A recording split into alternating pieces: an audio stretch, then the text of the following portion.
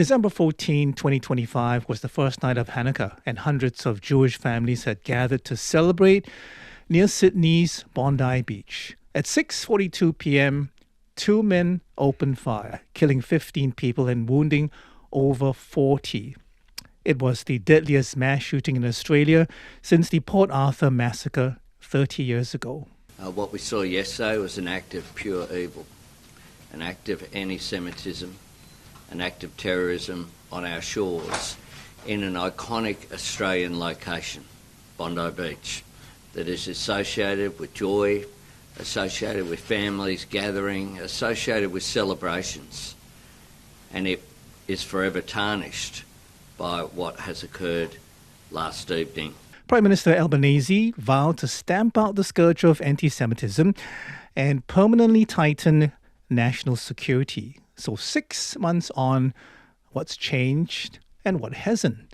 I'm Arnold Gay. Joining me on the CNA Correspondent podcast are Natashya Gutierrez, who's been covering this story since that evening, and Jack Board, who cut short an assignment in the Philippines and flew to Australia to cover the attack's fallout. Natashya and Jack, thank you so much for joining me. Natashya, I want to start with you, and if I only had one question I could ask you, it would be this: do Australian Jews feel safer today? It's an interesting question because I think the more important question here is, has something profoundly changed for Jewish Australians since that evening? You know, we've spoken to Jewish Australians that evening, a week after, a month after, and throughout until today. And we can take it from them, right? They've just last month in May told a government commission that they no longer feel safe. Not just that they no longer feel safe, but something changed from when the conflict happened in Gaza, which is when they feel it really started. They really felt a change in how they felt being Jews in Australia. And that is something that they've said has worsened over time. But after Bondi, 6 months on, many feel that they live in a continuous state of fear and that they feel unsafe in public places. And to be able to live like that in a country that you've grown up in, I think that just tells you what we need to know. And we've also heard reports of hateful and anti-Semitic comments left online, even to family members of those who've lost people in that attack. And I think these behaviors are just, I think many are concerned that the attack has then allowed the anti-Semitism that many may have felt before to then be publicly expressed. And that is the fear that Jewish Australians have expressed most recently up until last month. And in terms of even Bondi, which is known in not just in Australia but around the world as a very lively place and very symbolic of Australian spirit and culture and fun, I've heard comments from Jewish Australians saying that Bondi has also now carries a heavy weight in their hearts. And that's sad. And that's, I think, something, and that's why I go back to the question, has something profoundly changed since that night? Will Jewish Australians ever feel safe? We don't know the answer to that, but I do want to share a quote from a Holocaust survivor who now lives in Australia. And he says, I quote, "I lived through what hatred can do to people. What is happening in Australia today is not a faint echo of a distant past, but something recognized and cause for alarm." So I thought that was really powerful. Jack, you watched all unfold and then you left after a week. I'm wondering, does Australia look different to you now from where you are in Bangkok? I guess the other question is, has the world moved on or is it still paying attention? Yeah, I'm coming purely at this as an Australian. Even though I don't live there anymore, I was there, as you mentioned, in the aftermath of the shooting in a journalism capacity. I am from Sydney. Before I moved to Asia, albeit well over a decade ago, I lived in Coogee, which is just a few beaches south from Bondi. So a lot of the listeners would be familiar with that famous Coogee to Bondi walk. It's a really beautiful, special part of the world. And being there, I guess, in the days that followed the shootings, just like Natashya said, it felt like something broke. at Bondi. At that period, it was the start of summer. It's a holiday period for many people. They're starting their holidays, including the Jewish community. And it was really emotional for me, I think, to stand there at Bondi, this really iconic place, see it empty and absent of what makes it so great, and that is the people and the diversity and this relaxed atmosphere.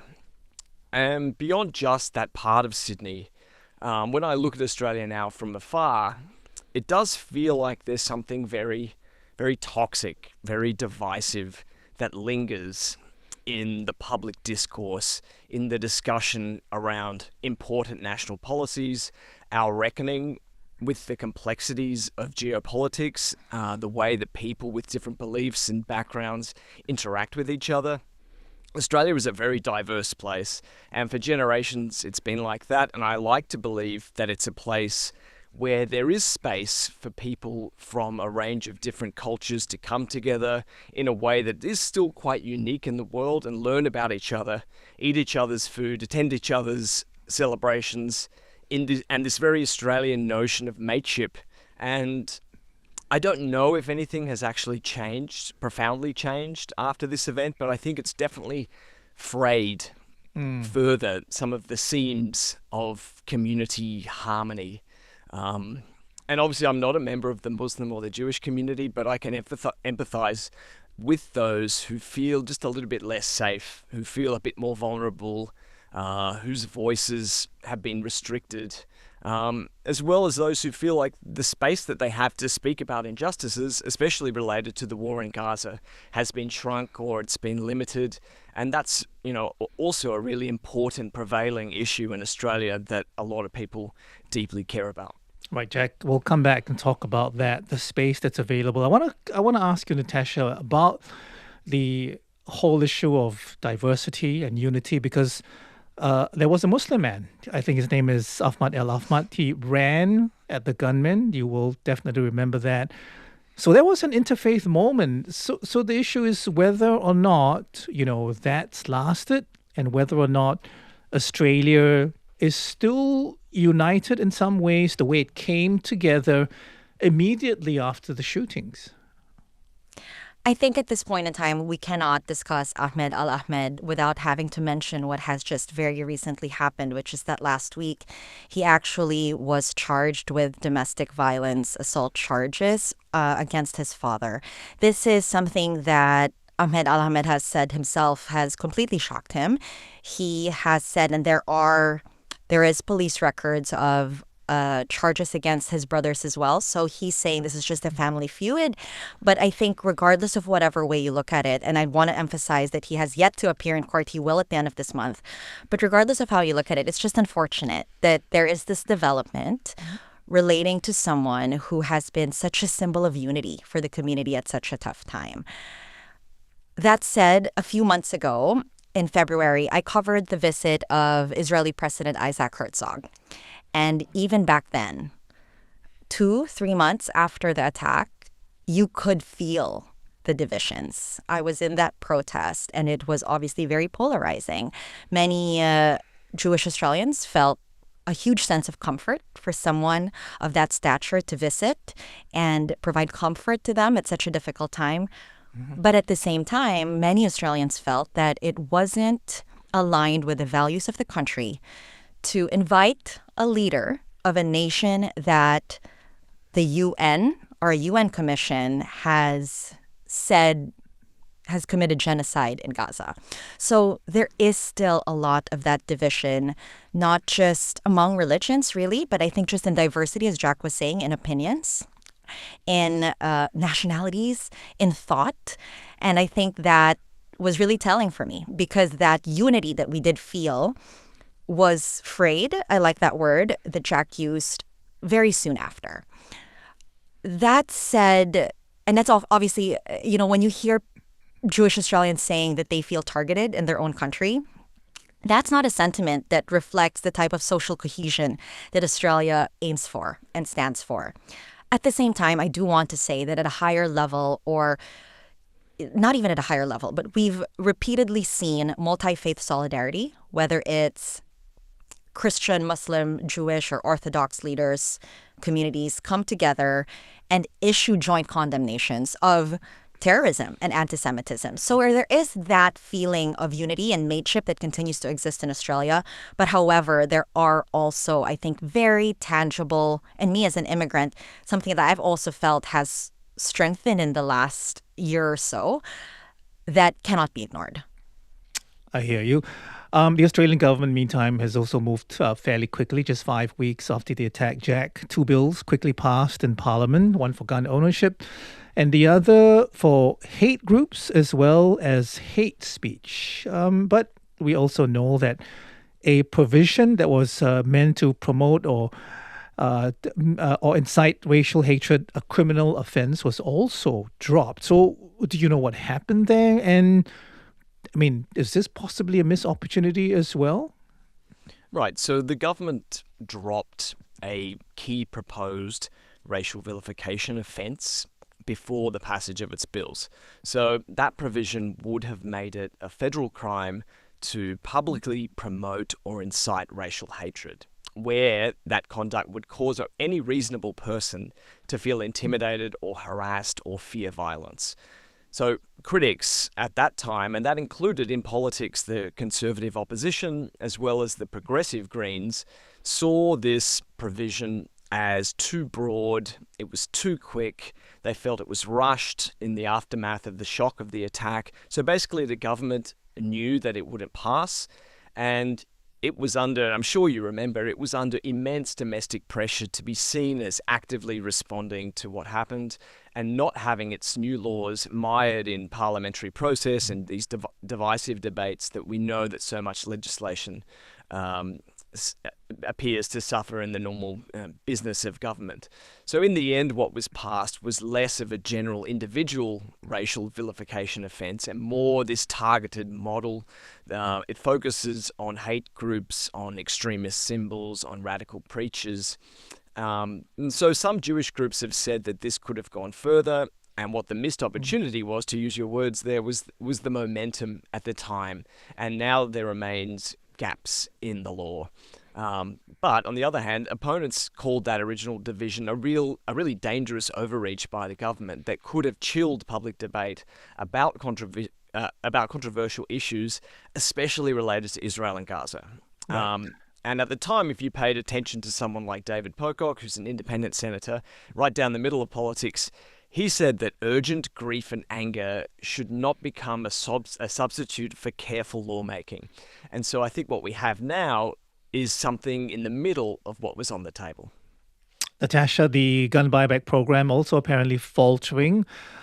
I'm a little bit surprised, to hear that that's actually happening. I mean, how does the Jewish community and Australian families in particular as a whole feel about, the whole thing that's apparently, I'm not sure if it's completely come apart, has it? I wouldn't say so. The thing, and let's go back, right? So this buyback scheme was implemented to limit the number of guns that a license holder can use. And why is that? It's because the shooter had 6 firearms. He had a very basic license. He had 6 and used 6 firearms in that attack. So the immediate response, and almost like the obvious response, and again, as Jack mentioned, because of the pressure, was a buyback scheme. And this was initially very widely supported.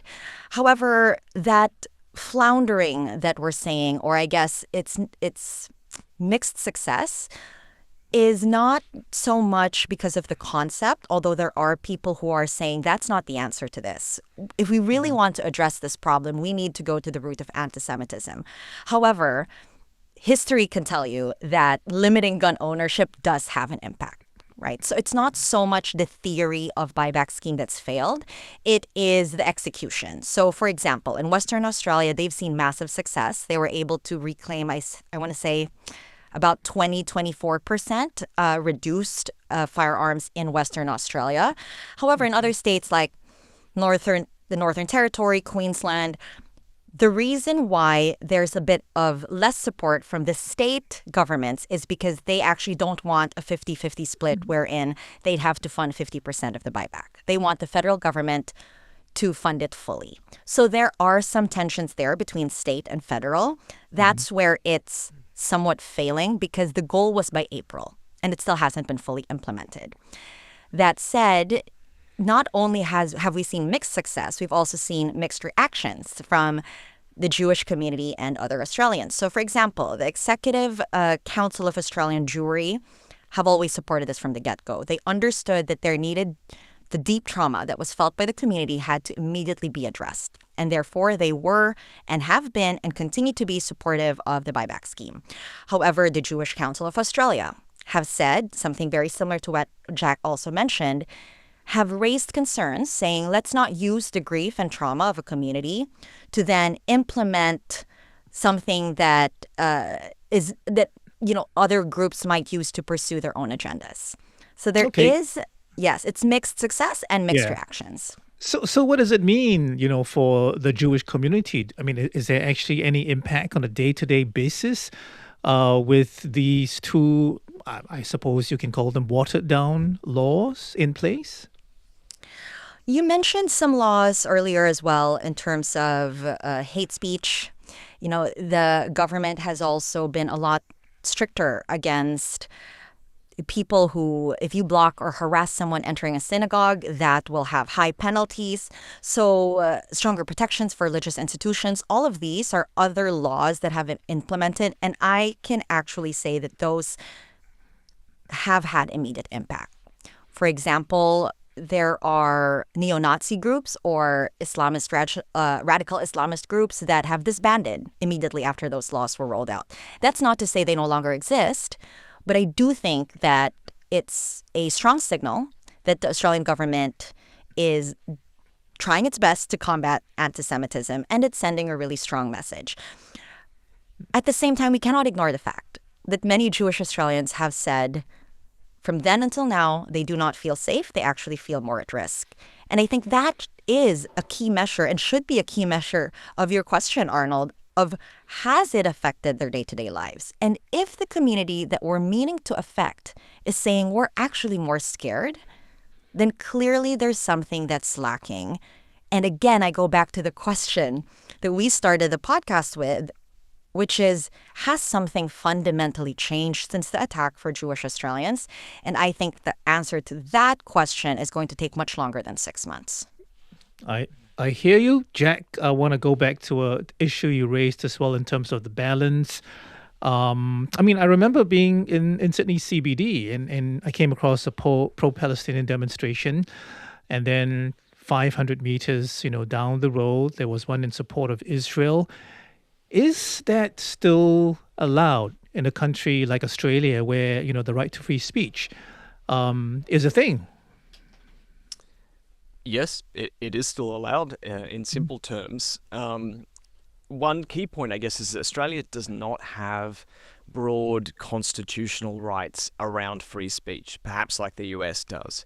So the right to protest peacefully is not necessarily guaranteed, although it is largely protected from what is described as unreasonable restrictions. So what that means in simple terms is typically, yes, you can protest, but governments can still impose limits. So at the moment, what we have under the regime of, I guess, protest restrictions is not one single national rule. Now, they come from this mix of state laws, we have federal laws, and on top of that, ordinary police powers, so it's a bit of a patchwork. We saw that New South Wales originally passed a measure to block or restrict protests after a terrorism event for up to 90 days, and that was highly controversial. It ended up being overturned in April. So overall, I think it's fair to say that yes, the right to protest exists. The laws that are aiming to target violence, threats, organized extremist groups, intimidation, they're pretty easy to justify right now. But the laws that restrict protest or political communication needs a much higher level of scrutiny. And for now, I think that's still a watch this space. Jack, the Royal Commission has also just started its work looking into anti-Semitism and social cohesion. I mean, is there a sense that it's asking the right questions at this time as it goes about, doing what it's supposed to do? It's certainly asking difficult questions, I think, Arnold, and that is the purpose of this Royal Commission. And some of the examples of those questions might be how widespread is anti-Semitism now? Are institutions failing Jewish Australians? And then the most difficult of those questions might be, how do we distinguish anti-Semitism from protected political speech about Israel, about Gaza, about Zionism? So the Royal Commission, it's got this broad remit. It's looking at all sorts of causes and effects of anti-Semitism, about extremism, about radicalization. And this approach has been really pushed by the Jewish community. It wanted something beyond the parliament to judge how the everyday lives of Jewish Australians have been affected. And there was an interim report that was tabled a couple of months ago, 14 different recommendations from that. A lot of those related to gun control, improving security at high-risk Jewish events. And I guess it's probably not surprising that this process too has also attracted criticism, mainly that the Commission could become far too broad, drift beyond domestic anti-Semitism, become politicised. So groups like the Greens in Australia want to ensure that political discourse, criticism of the Netanyahu government, for example, is not conflated with anti-Semitism in Australia.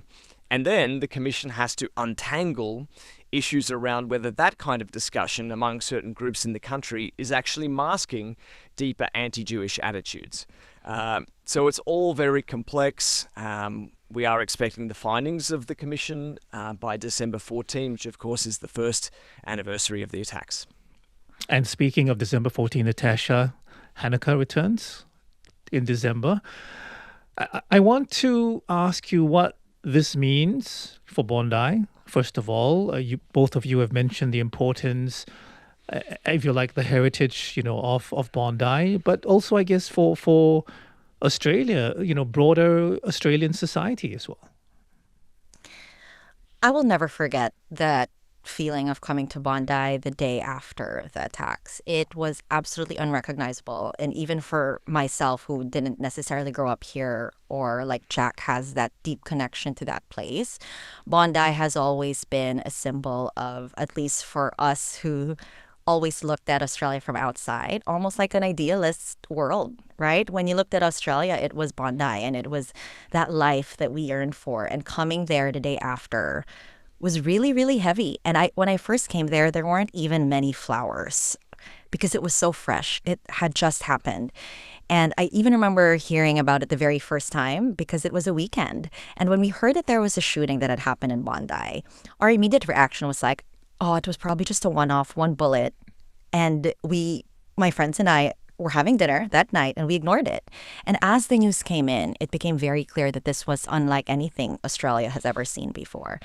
And throughout that week, you did see a change of, it having felt so desolate and lost, and singular flowers to grow bigger and bigger and bigger. And themes that we've mentioned earlier, the unity and the coming together, and sort of the realization that this has happened not just in Bondi, but in Australia to the whole country, I think was really significant. But the other thing I'll also always remember is the week after the attack, because then the community came together. And Jack, actually, I do remember you coming and flying in because I felt at day 3 that I needed a break. That's how heavy it was, and it just being there day after day and talking to people is really hard for someone to cover. So can you imagine people who live there, not just live there, but who are part of that community? And so I was also very inspired by a week later when I visited Bondi, and it was the last day, the last evening of Hanukkah. And while, of course, there was still that very deep sadness and loss and grief, there was also a tangible shift in sentiment towards a reclamation of the space and of Bondi. And we heard it over and over from the people from that community that reiterated they will not take this space. This is Bondi. And I think that it's that spirit that will hopefully overcome what this community has gone through and what this country has gone through. And my understanding is that the Shabbat of Bondi that obviously lost some leaders in that attack and the one that organized that event will continue to do the same this December, and they will continue the Hanukkah event this December.